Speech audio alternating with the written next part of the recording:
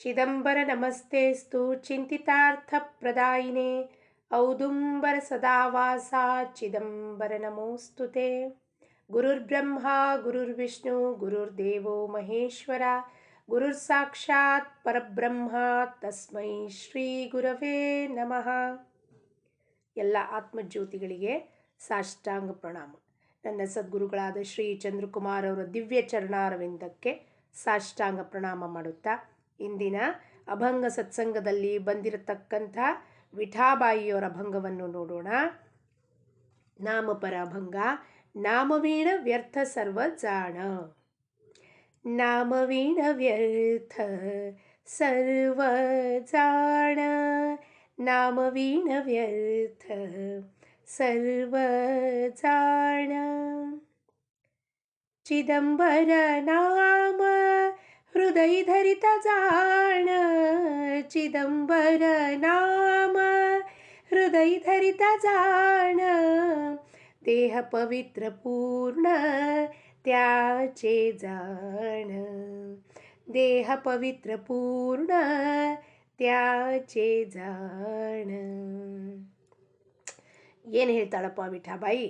ನಾಮವೀಣ ವ್ಯರ್ಥ ಸರ್ವಜಾಣ. ನಾಮ, ಆ ಭಗವಂತನ ಒಂದು ದಿವ್ಯ ನಾಮ, ಶಕ್ತಿ ಉಳ್ಳವ ನಾಮ, ಸಾಮರ್ಥ್ಯ ಉಳ್ಳವ ನಾಮ, ನನ್ನ ನಿಜ ಸ್ವರೂಪವನ್ನು ತೋರಿಸುವಂಥ ನಾಮ ಆ ಚಿದಂಬರ ನಾಮದ ಹೊರತು ಬಾಕಿ ಏನೇನೆಲ್ಲ ನಾನು ಕಟ್ಕೊಂಡಿದ್ದೀನೋ ಲೌಕಿಕದಲ್ಲಿ ಪಾರತ್ರಿಕದಲ್ಲೂ ಕೂಡ ಎಲ್ಲವೂ ವ್ಯರ್ಥವಾಗಿದೆ. ಅವನನ್ನೇ ಅರಿತುಕೊಳ್ಳಿಲ್ಲ.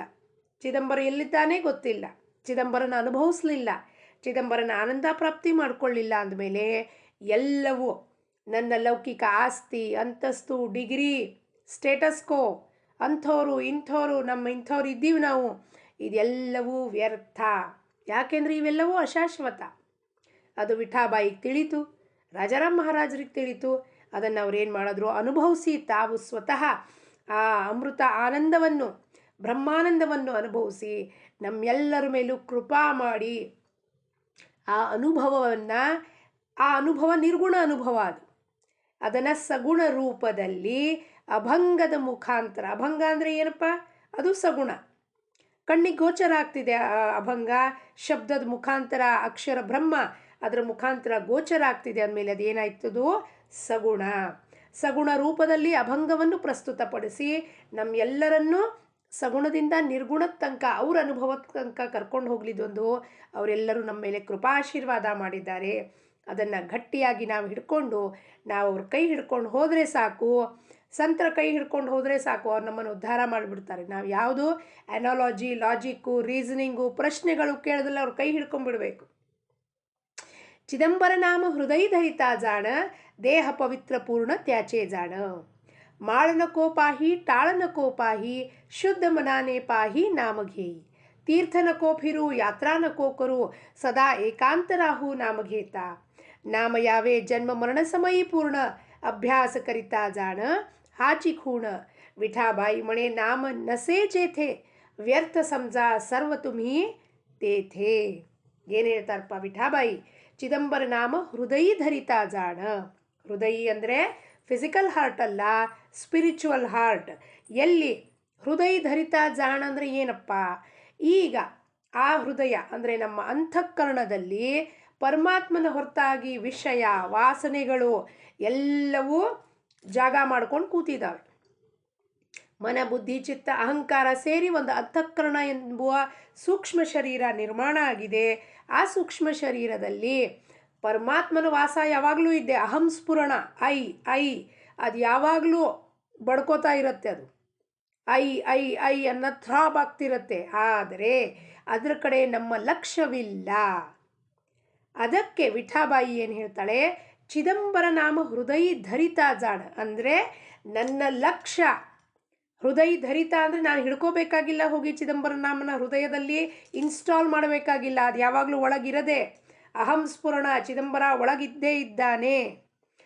ಹೃದಯ ಧರಿತ ಜಾಣ ಅಂದರೆ ನನ್ನ ಲಕ್ಷ್ಯ, ನನ್ನ ಗಮನ ಪ್ರವೃತ್ತಿ ಮಾರ್ಗದ ಕಡೆ ಹೋಗದೆ ಒಳಗೆ ಅಂತರಾಳದಲ್ಲಿ ನನಗೆ ಆ dub spiritual heart dub dub ಸ್ಫುರಣ, ಅಹಂ ಸ್ಫುರಣ ಅಂತೀವಿ ನಾವು ಅದಕ್ಕೆ. ಅದರ ಕಡೆ ಗಮನ ಹೋದಾಗ ಏನಾಗತ್ತಪ್ಪ, ಪರಮಾತ್ಮನೇ ಚಿದಂಬರನೇ ಕರ್ತ ಧರ್ತ ಸತ್ತಾಧೀಶ ದೇಹ ಪವಿತ್ರ ಪೂರ್ಣ ತ್ಯಾಚೆ ಜಾಣ. ಅವಾಗ ಈ ದೇಹ ಪವಿತ್ರವಾಗುತ್ತದೆ. ಹಂಗಂದ್ರೆ ಈಗ ದೇಹ ಪವಿತ್ರ ಇಲ್ವೇನ್ರಿ? ಈಗಲೂ ಪವಿತ್ರ ಇದೆ. ಅಪವಿತ್ರ ಇದೆ ಅಂತ ಯಾರೂ ಹೇಳ್ತಿಲ್ಲ.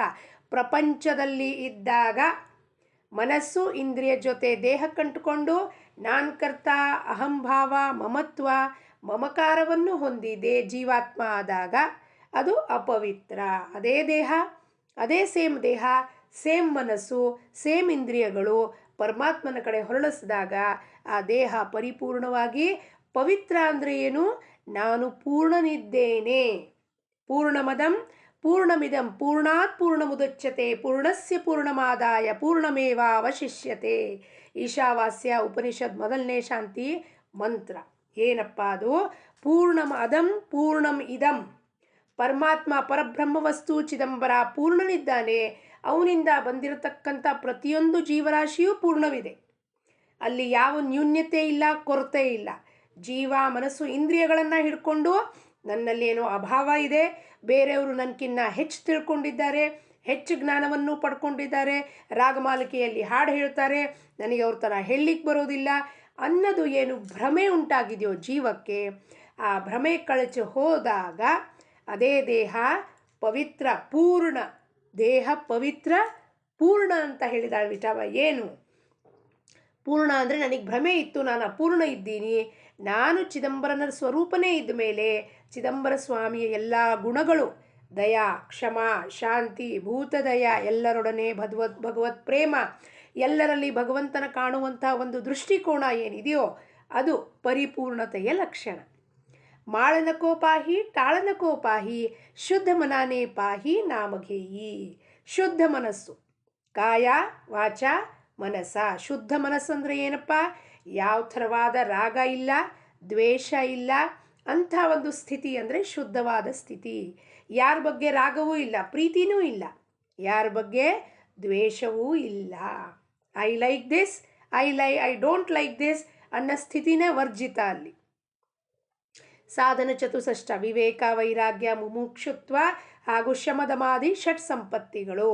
ಷಟ್ ಸಂಪತ್ತಿ ಪ್ರಾಪ್ತಿ ಶಮ ದಮ ತಿತೀಕ್ಷ ಉಪರತಿ ಶ್ರದ್ಧಾ ಸಮಾಧಾನ. ಈ ವಾರ ಸಂಪತ್ತಿನ ಪ್ರಾಪ್ತ ಮಾಡ್ಕೊಂಡಾಗ ಮನಸ್ಸೇನಾಗುತ್ತೆ? ವಿವೇಕ ವೈರಾಗ್ಯ ಹೊಂದಿ ಮುಮುಕ್ಷತ್ವ ಬರುತ್ತೆ, ಲಾಂಗಿಂಗ್ ಫಾರ್ ಲಿಬರೇಷನ್.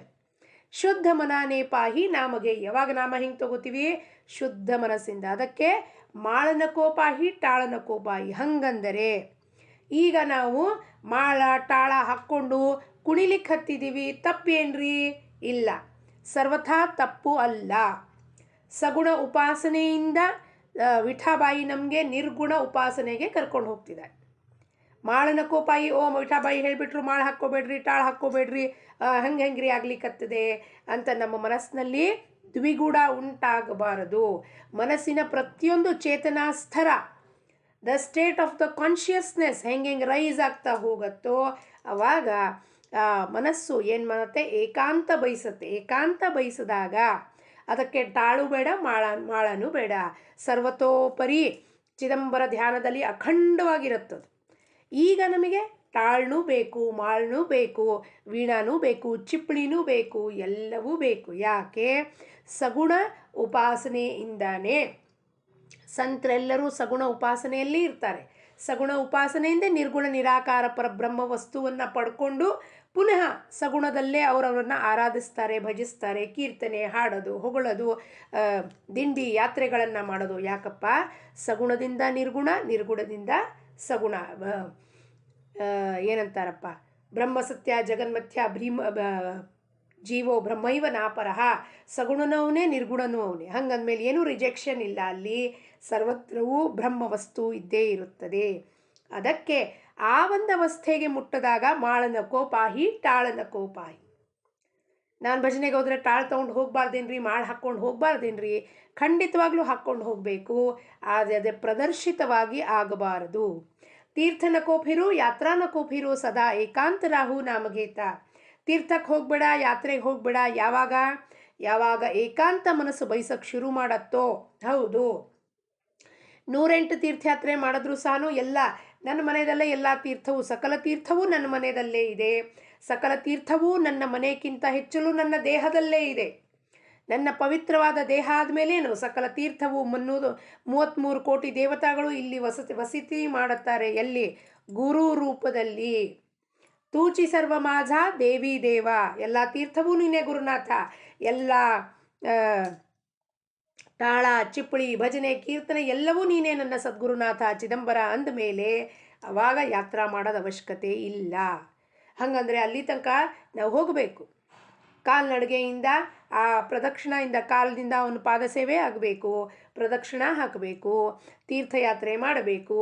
ಎಲ್ಲ ಹೋದ ಕಡೆ ಎಲ್ಲ ಶುದ್ಧವಾದ ಮನಸ್ಸು ಅಂದರೆ ನಾನು ಯಾಕೆ ಹೋಗ್ತಾ ಇದ್ದೀನಿ ತೀರ್ಥಯಾತ್ರೆಗೆ ಅನ್ನೋ ಹಿನ್ನೆಲೆ. The purpose of the visit of the holy place, me merging with Chidambara, me to be one with Chidambara. ಅಲ್ಲಿ ಹೋಗಿಬಿಟ್ಟು 10 ಜನರನ್ನೇ ಗಾಸಿಪ್ ಮಾಡೋದು, 10 ಜನದ ಬಗ್ಗೆ ಟೀಕಾ ಟಿಪ್ಪಣಿ ಮಾಡೋದು, ಪಕ್ಕದವ್ರು ಏನು ಮಾಡ್ತೀಯಾರ ಅಕ್ಕದವ್ರು ಏನು ಮಾಡ್ತೀಯಾರ ಅಂತ ಹೋದರೆ ಅಂಥ ಒಂದು ತೀರ್ಥಯಾತ್ರೆ ವೇಸ್ಟ್ ಆಗೋಗತ್ತೆ. ಹಾಗಲಕಾಯಿಗೆ ಹೋಗಿ ತೊಗೊಂಡೋಗಿ ಗಂಗಾದಲ್ಲಿ ಸ್ನಾನ ಮಾಡಿಸೋದ್ರೆ ಕಹಿತ್ವ ಹೋಗುತ್ತೇನ್ರಿ ಮಹಾರಾಜ್? ಇಲ್ಲ. ಅದೇ ರೀತಿಯಲ್ಲಿ ನಾವು ಸಾವಿರಾರು ಸತಿ ಜನ್ಮಾಂತರದಲ್ಲಿ ಗಂಗೆದಲ್ಲಿ ಹೋಗಿ ಬುಡಾಯಿಸ್ಕೊಂಡ್ಬಂದರೂ ಸಹ ಅದರದ್ದು ಉಪಯೋಗ ಈ ದೇಹಕ್ಕೂ ಆಗೋದಿಲ್ಲ, ಮನಸ್ಸಿಗೂ ಆಗೋದಿಲ್ಲ.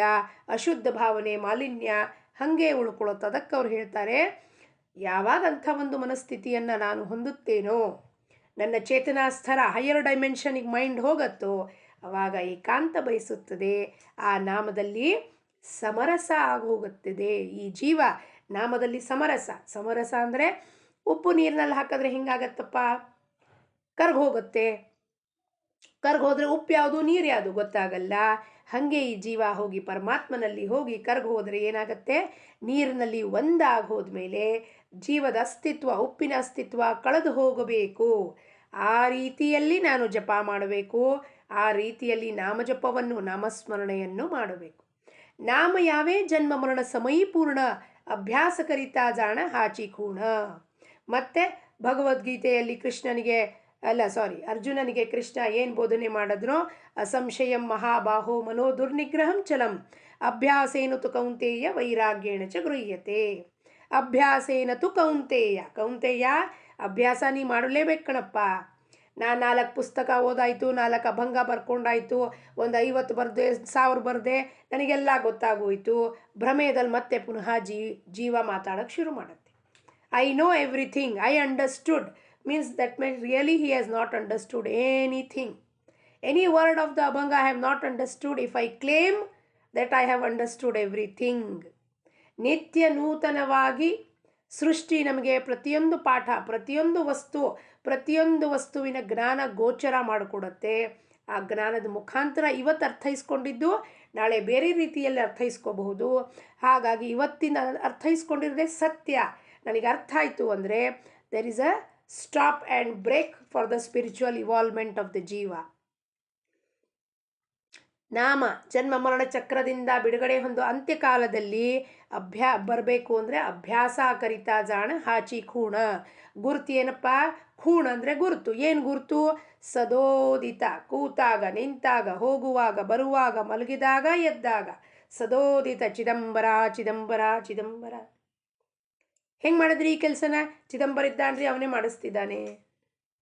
ಈ ಕೆಲಸ ಆಗ್ಲಿಕ್ಕೆ ಕಾರಣ ಚಿದಂಬರ ಇದ್ದಾನೆ, ಅವ ನೋಡ್ಕೋತಾನೆ. ಹಿಂದೆ ಚಿದಂಬರ ಇದ್ದಾನೆ, ಮುಂದೆ ಕೆಲಸ ಮಾಡಕ್ಕೆ ಈ ದೇಹನ ಬಿಟ್ಟಿಯಾನೆ, ಈ ದೇಹ ಮಾಡ್ತಿದೆ, ಚಿದಂಬರನ ಆಜ್ಞೆಯಂತೆ ಕೆಲಸಗಳನ್ನು ಮಾಡ್ಕೋತ ಹೋಗ್ತಿದೆ. ಆವಾಗ ಈ ಅಭ್ಯಾಸ, ಬಾಯಿಗೆ ಅಭ್ಯಾಸ ಹಾಕಬೇಕು ನಾವು. ಏನೇ ಮಾಡೋದು ಸಹ ಚಿದಂಬರ ಮಾಡಿಸಿದಾನ್ರಿ, ಚಿದಂಬರ ಮಾಡಿಸಿದಾನ್ರಿ, ಗುರುನಾಥ ಮಾಡಿಸಿದಾನ್ರಿ, ಇದೇ ಬಾಯಲ್ಲಿ ಬರಬೇಕೇ ವಿನಃ ನಾನು ಮಾಡಿದ್ದೀನಿ ರೀ, ನನಗೆ ಗೊತ್ತಾಗೋಗಿತ್ತು, ಎಲ್ಲ ಪ್ಲಾನ್ ನಾನೇ ಮಾಡಿದ್ದು, ನಾನು ಪ್ಲಾನ್ ಮಾಡಿದ್ದೀನಿ ಅಂದರೆ you are responsible for the fruits of the result. Chidambara ಮಾಡಿಸಿದ್ದಾನೆ ಅಂದರೆ ಚಿದಂಬರನಿಗೆ ಬಿಟ್ಟಿದ್ದದು, ಆ ಫಲ ಏನಿದೆಯೋ ಅವನಿಗೆ ಬಿಟ್ಟಿದ್ದಾವೆ. ಏನು ಕೊಡ್ತಾನೋ ಸ್ವೀಕಾರ ಮಾಡೋದು. ವಿಠಾ ಬೈವಣೆ ನಾಮನಸೇ ಜೇಥೆ ವ್ಯರ್ಥ ಸಂಸಾ ಸರ್ವ ತುಮೀತೇಥೆ. ಪ್ರಾಪಂಚಿಕ ವ್ಯವಹಾರದ ಪೂರ್ತಿಗೆ the instrument used as mind and the indriya should be used only for the purpose of worldly transactions, limited transaction, domestic transactions. ಆದರೆ ಒಬ್ಬರ ಬಗ್ಗೆ ಗಾಸಿಪ್ ಮಾಡೋದು, ಒಬ್ಬರ ಬಗ್ಗೆ ನಿಂದನಾ ಮಾಡೋದು, ಇನ್ನೊಬ್ಬರ ಕರ್ಮಗಳಲ್ಲಿ ಕೈ ಹಾಕೋರಿಗೆ ಬೋಧನೆ ಮಾಡೋದು, ಮತ್ತು ನಾನು ನಾನು ನಾನು ಅನ್ನೋ ಹೆಚ್ಚುಗಾರಿಕೆಯನ್ನು ಅಹಂಭಾವ ದೇಹಾಭಿಮಾನವನ್ನು ತೋರಿಸೋದು, ಅದು ಎಲ್ಲವೂ ಏನಿರುತ್ತಲ್ಲಿ ಆ ಸಮಯದಲ್ಲಿ ಕಾಲ, ಯಮ. ಯಮ ಅಂದರೆ ಕಾಲ. The time is what is fleeting away from my hands. Sand timer ಮನೆಯಲ್ಲಿ ಇಟ್ಕೊಂಡಿರ್ತಾರೆ. ಒಂದೊಂದು ನನ್ನ ಮುಷ್ಟಿಯಿಂದ ಕಾಲ ಸಮಯ ಹೆಂಗೆ ಹೋಗ್ತಾ ಇದೆಯಪ್ಪ, ಮರಳಿಂದ ಒಂದು ಕಣ ಕಣ ಹೆಂಗೆ ನನ್ನ ಕೈಯಿಂದ ಬಿಟ್ಕೋತ ಹೋಗುತ್ತೋ ಆ ರೀತಿಯಿಂದ ಯಮ ನನ್ನ ಹತ್ರ ಬರ್ತಾ ಇದ್ದಾನೆ. ಅದರ ಕಡೆ ನನ್ನ ಅರಿವು ಇಲ್ಲ. ಎಲ್ಲಿ ನಾಮ ಇಲ್ವೋ ಅಲ್ಲಿ. ಹಾಗಂದರೆ ನಾವು ಮತ್ತೆ ಸಬೂಬು ಪ್ರಶ್ನೆಗಳನ್ನು ಕೇಳಬಹುದು. ನಾವು ಆಫೀಸಿಗೆ ಹೋಗ್ತೀವಿ, ಜಾಬ್ ಮಾಡ್ತೀವಿ ಅಂದರೆ ನಾಮವನ್ನು ಹೆಂಗೆ ತಗೊಳ್ಬೇಕಪ್ಪ? ಆಫೀಸಿಗೆ ನಾನು ದಾಸ್ಯತ್ವ ಭಾವದಿಂದ ಹೋಗಬೇಕು. ನನ್ನ ಬಾಸ್ ನನಗೆ ಕೆಲಸ ಕೊಟ್ಟಿದ್ದಾನೆ, ಚಿದಂಬರ ಕೆಲಸ ಕೊಟ್ಟಿದ್ದಾನೆ ಅಂತ ಹೋಗಬೇಕು, ಕೆಲಸ ಮಾಡಬೇಕು. ಅಲ್ಲಿ ಬಾಸ್ ಏನು ಹೇಳ್ತಾನೋ ಅದನ್ನು ಕೇಳ್ಕೊಂಡು ಬರಬೇಕು. ಮನೆಗೆ ಬಂದ ಕೂಡಲೇ ನನ್ನ ಸಮಯವನ್ನು, ನಿರ್ದಿಷ್ಟ ಸಮಯವನ್ನು ಜಪಕ್ಕೆ ಮುಡುಪಾಗಿಟ್ಟು ನನ್ನ ಜೀವನದ ಪ್ರಾಪಂಚಿಕ ಕೆಲಸ ಕಾರ್ಯವನ್ನು, ಧರ್ಮವನ್ನು ನಿಭಾಯಿಸಬೇಕಲ್ಲಿ. ಅಲ್ಲಿ ಯಾವ ಥರವಾದ ಸಬೂಬ್ ಹೇಳಂಗಿಲ್ಲ. ಗಾಸಿಪ್ ಮಾಡೋಕೆ 1 ತಾಸು ವೇಸ್ಟ್ ಮಾಡಿದ್ಮೇಲೆ 1 ತಾಸು ರಾತ್ರಿ ಕೂತು 10ರಿಂದ 11, 11ರಿಂದ 12 ನಾಮಸ್ಮರಣೆ ಯಾಕೆ ಮಾಡಬಾರ್ದು? ಜೀವ ಅವನು ಕೊಟ್ಟಿದ್ದಾನೆ, ಉಸಿರು ಅವನು ಕೊಟ್ಟಿದ್ದಾನೆ. ಅವನನ್ನು ಕೊಟ್ಟಿದ್ದನ್ನು ಅವನಿಗೆ ಧನ್ಯತೆ ಭಾವವನ್ನು ಅರ್ಪಿಸ್ಲಿಕ್ಕೆ 1 ತಾಸು ರಾತ್ರಿ ಎಷ್ಟೇ ಕಷ್ಟ ಆಗಲಿ, ಗಾಸಿಪ್ ಮಾಡುವಾಗ 1 ತಾಸು ವೇಸ್ಟ್ ಮಾಡುವಾಗ ಏನೂ ಅನ್ನಿಸ್ಲಿಲ್ಲ ಅಂದಮೇಲೆ ರಾತ್ರಿ 12ರಿಂದ 1 ಜಪ ಮಾಡಲಿಕ್ಕೆ ಇದಕ್ಕಪ್ಪ ಬೇಸರ ಆಗಬೇಕು? ನಾವೆಲ್ಲವೂ ಏನು ಮಾಡ್ತಿದ್ದೀವಿ? ಪರಮಾತ್ಮ ಕೊಟ್ಟಿನ ಉಸಿರಿಗೆ ಈಶಾವಾಸ್ಯ ಉಪನಿಷತ್ತಲ್ಲಿ ಹೇಳ್ತಾರೆ 5 ಪ್ರಕಾರದ ಋಣವನ್ನು ನಾವು ತೀರಿಸ್ಬೇಕಂತೆ. ಭೂತ ಋಣ, ಋಷಿ ಋಣ, ಪಿತೃ ಋಣ, ದೇವತಾ ಋಣ, ಮನುಷ್ಯ ಋಣ, ಎಲ್ಲ ಋಣವನ್ನು ತೀರಿಸಬೇಕು. ಹಾಗಾಗಿ ನಾವು ಇದೇನು ಮಾಡ್ತಾ ಇದ್ದೀವೋ ಭಗವಂತನ ನಾಮವನ್ನು ಕೊಂಡಾಡೋದು ನಮ್ಮ ಇತಿ ಕರ್ತವ್ಯ. ಯಾಕಪ್ಪ? ಪೃಥ್ವಿ ಮೇಲೆ ಕಳಿಸಿ ಉಸಿರನ್ನು ಕೊಟ್ಟು ಪ್ರತಿಯೊಂದು ದಿವಸಕ್ಕೂ ನಿತ್ಯ ನೂತನ ಅನುಭವ ಕೊಟ್ಟು ನಿನಗೆ 21,600 ಉಸಿರನ್ನು ಕೊಟ್ಟು ಉಸಿರನ್ನು ನನ್ನ ಸಲುವಾಗಿ ಬಳಕೆ ಮಾಡು ಅಂತ ಕೊಟ್ಟಿದ್ದೀನಿ ಅಂದರೆ ಅವನನ್ನು ಕೊಂಡಾಡೋದು ಬಿಟ್ಟು ಇನ್ನೇನು ಕೆಲಸ ನಮಗಿಲ್ಲ. ನಮ್ಮ ಪ್ರಪಂಚದ ಕೆಲಸ, ನಮ್ಮ ಊಟ ತಿಂಡಿ ವಸ್ತ್ರ ನಿವಾರ ಅವನು ನೋಡ್ಕೋತಾನೆ. ಏನಾರು ಕೊಡ್ತಾನೆ ಅವನು, ಕೊಡದಲ್ಲೇ ಅಂತೂ ಇರೋದಿಲ್ಲ. ಪ್ರತಿಯೊಂದು ಪಕ್ಷಿಗೆ ಒಂದು 20 ಕಾಳುಗಳನ್ನು ಕೊಡ್ತಾನೆ ಅಂದರೆ ನಮಗೆ ಊಟ ತಿಂಡಿ ಅನ್ನ ದಾಲ್ ಪಿಜ್ಜಾ ಬರ್ಗರ್ ಕೊಡೋದಿಲ್ಲೇನ್ರಿ? ಖಂಡಿತವಾಗಲೂ ಕೊಟ್ಟೇ ಕೊಡ್ತಾನೆ. ಅದಕ್ಕೆ ನಾಮ ವೀಣ ವ್ಯರ್ಥ ಸರ್ವಜಾಣ, ನಾಮ ಎಲ್ಲಿಲ್ವೋ ಅಲ್ಲೆಲ್ಲವೂ ವ್ಯರ್ಥ ಅಂತ ತಿಳಿಯುತ್ತಾ ನಾವೆಲ್ಲರೂ ಸೇರಿ ನಮ್ಮ ಮನಸ್ಸನ್ನು ನಾಮದಲ್ಲಿ ತೊಡಗಿಸಿ ಇದೇ ಜನ್ಮದಲ್ಲಿ ಎಲ್ಲರೂ ಸೇರಿ ಚಿದಂಬರನ ಪಾದಕ್ಕೆ ಸಮರ್ಪಣೆಯಾಗಿ ರಾಜಾರಾಮ್ ಮಹಾರಾಜರಂಥ ಭಕ್ತಿ, ವಿಠಾಬಾಯಿ ಮಾಡುವಂಥ ಭಕ್ತಿ, ಹರಿ ಮಾಡುವಂಥ ಭಕ್ತಿ, ಸುಶೀಲಾಬಾಯಿ ಮಾಡುವಂಥ ಭಕ್ತಿ, ಆ ಪ್ರೇಮವನ್ನು ನಾವು ಬೆಳೆಸ್ಕೊಳ್ಳೋಣ, ನಿರ್ಮಾಣ ಮಾಡಿಕೊಳ್ಳೋಣ ಅಂತ ಅವನಲ್ಲಿ ಅವನ ಚರಣದಲ್ಲಿ ಪ್ರಾರ್ಥನೆ ಮಾಡುತ್ತಾ ಅಭಂಗ ಪುಷ್ಪವನ್ನು ದಾಸಶ್ರೇಷ್ಠ ರಾಜಾರಾಮ್ ಮಹಾರಾಜರವರಿಗೆ ಚರಣಕ್ಕೆ ಅರ್ಪಣೆ ಮಾಡಿ ಲೋಕಾಹ ಸಮಸ್ತಾಹ ಸುಖಿನೋ ಭವಂತು. ಜೈ ಚಿದಂಬರ.